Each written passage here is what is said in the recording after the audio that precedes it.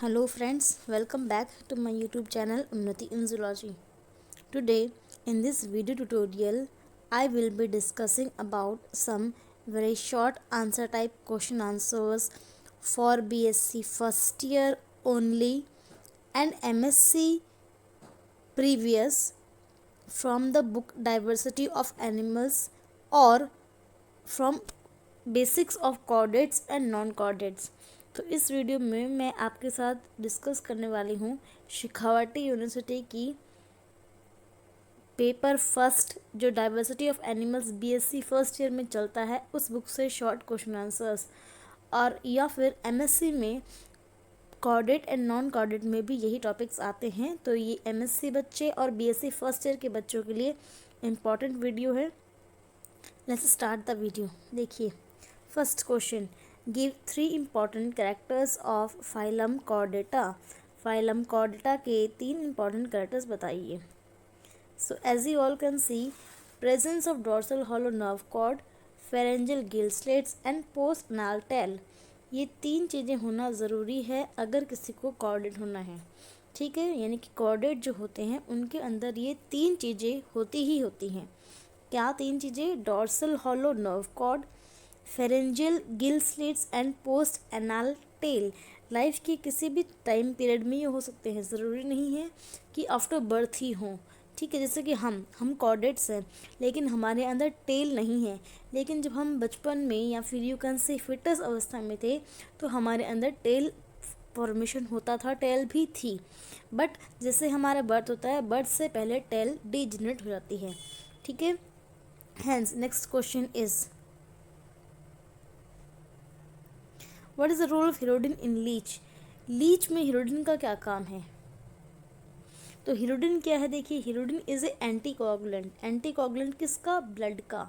तो hirudin is a anticoagulant of blood जो saliva of leech में मिलता है। सलाइवा ऑफ लीच के अंदर ये पाया जाता है और ये एंटी कोआगुलेंट है। ये ब्लड को क्लोटिंग होने से बचाता है जब लीच ब्लड को सक कर रहा होता है, क्योंकि लीच जो है, as you all know, leech is a sanguivore. Leech is a sanguivore. And sanguivore कौन होते हैं? सैंगुइवोर वो होते हैं जो ब्लड पे फीड करते हैं, जिनका फूड ब्लड होता है, उन्हें सैंगुइवोर कहते हैं। तो जब ये सकिंग मैकेनिज्म से ब्लड को ले रहा होता है तब ब्लड की क्लोटिंग ना हो जाए, ब्लड का थक्का ना जाए और ब्लड रुक ना जाए, जम ना जाए, इसके लिए उसके सलाइवा के अंदर हिरोडिन नाम का एक केमिकल पाया जाता है जो एंटी कोगुलेंट है ब्लड का, जो ब्लड को जमने नहीं देता, क्लोट होने नहीं देता। This is the role of hirudin in leech. Next question, what is blastocoel? Give example. तो ब्लास्टोसील क्या होती है? अगर आपने थोड़ी बहुत डेवलपमेंटल बायोलॉजी या फिर डेवलपमेंट पढ़ा है, ऑफ पता होगा, सबसे पहले जाइगोट बनता है, फिर मोरुला, फिर ब्लास्टुला, फिर ग्लास्ट्रुला। Okay, gastrula. तो ये जो ब्लास्टोसील होती है ये ब्लास्टुला के अंदर की जगह होती है। The cavity inside blastula is called blastocoel. तो ब्लास्टुला के अंदर पाई जाने वाली कैविटी, देखो ऐसा कुछ ब्लास्टुला बनता है, ऐसा ऐसा ऐसा ऐसा ऐसा, है ना। और यहाँ पर भी सेल होती हैं, ये पूरी की पूरी सेल से भरा होता है, ऐसे लाइनिंग में सेल होती हैं और बीच में यूँ भरा होता है। तो यहाँ पे जो जगह पाई जाती है इस जगह को ब्लास्टोसील कहते हैं और ये पूरा स्ट्रक्चर है ब्लास्टोला का।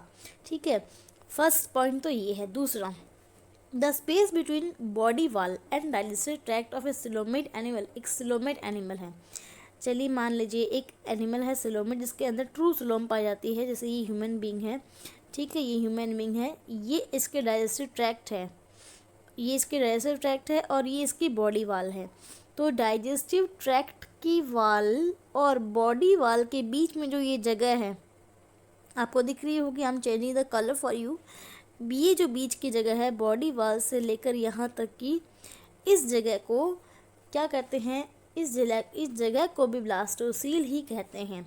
ठीक है, तो first definition comes from blastula, that is the cavity of blastula is called blastocele, and the second definition comes from the digestive tract and body wall, space between digestive tract and body wall। Elementary कनाल के बीच and body wall के बीच में जो जगह होती है इसे भी blastocoel ही कहा जाता है। और ये कम्प्लीटली मेसोडर्म से कवर होती है, इसलिए तो ये सिलोमेट एनिमल है। ठीक है, आई hope you get it. Next, give names of 2 pathogenic protozoa.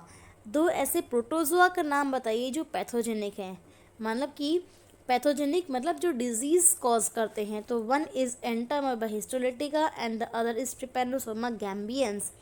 इसमें कुछ भी समझाने का या कुछ भी नहीं है, सिर्फ आपको ये याद करना है कि प्रोटोजोआ जिसकी वजह से बीमारी होती है, कौन सा प्रोटोजोआ जिसकी वजह से बीमारी होती है।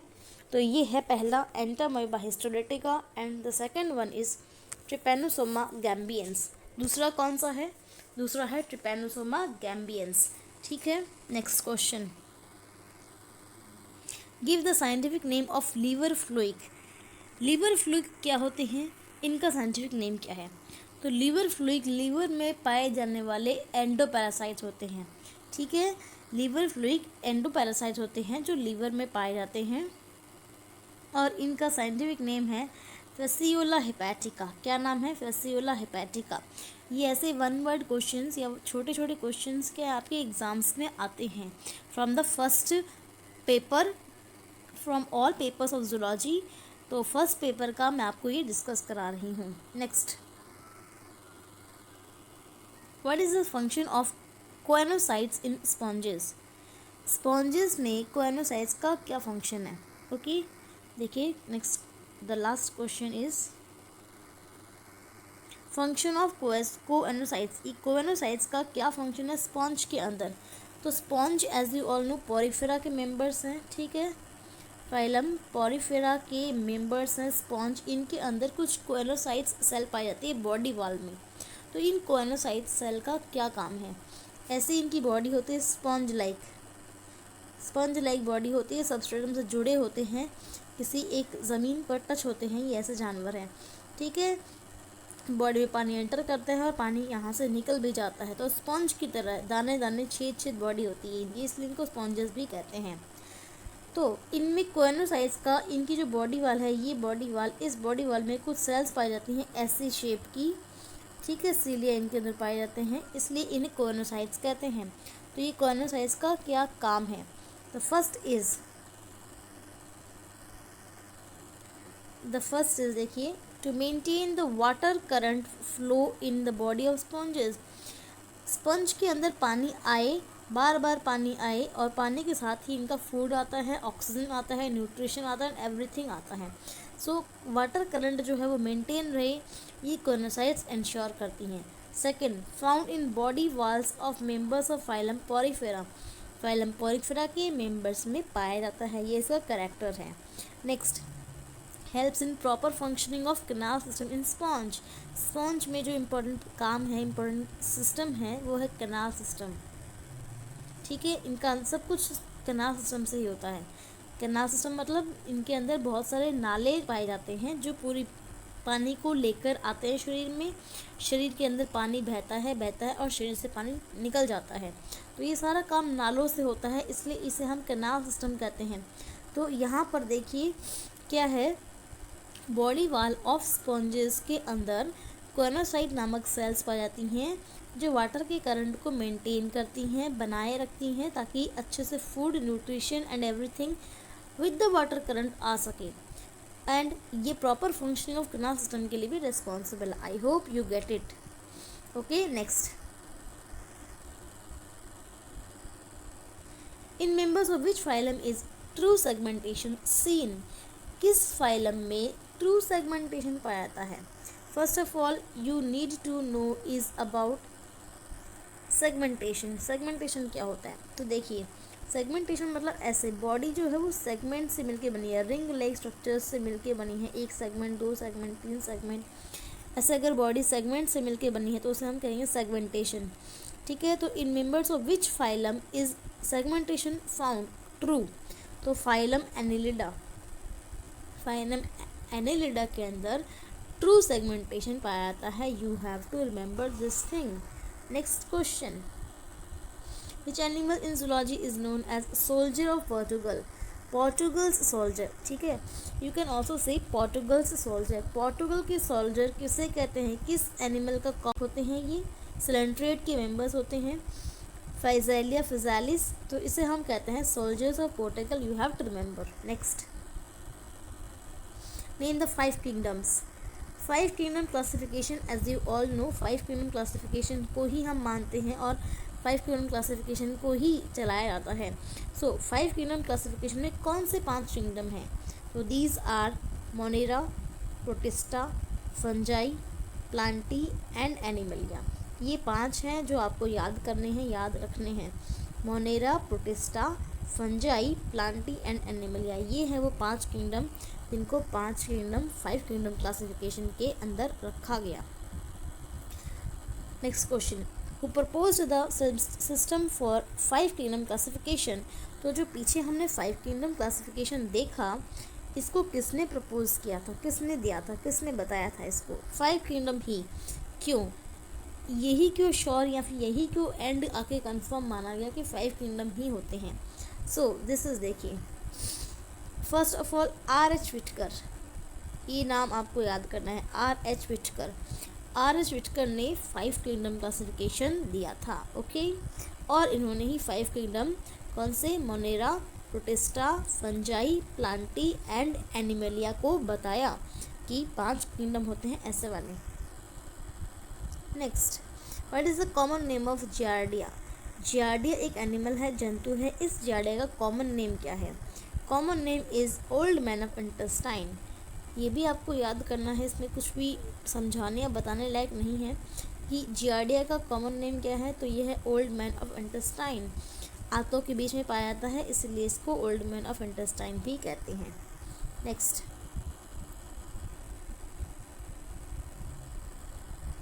सो guys these are all for today. और क्वेश्चंस लेकर मैं और वीडियोस बनाऊंगी आपके लिए, एंड आई होप ये आपको समझ में आया होगा, लाइक किया होगा आपने। और जो भी बच्चे BSc फर्स्ट ईयर में या फिर MSc के बच्चे हैं जूलॉजी से, वो ये वीडियो देख रहे हैं तो अपने क्लासमेट्स और दोस्तों के साथ शेयर कर दें ताकि उन्हें भी इस वीडियो से प्रॉफिट मिले, ठीक है। Thank you so much for watching, see you seen in next video. तब तक के लिए take care, be safe, be alert and keep studying. Thank you so much guys.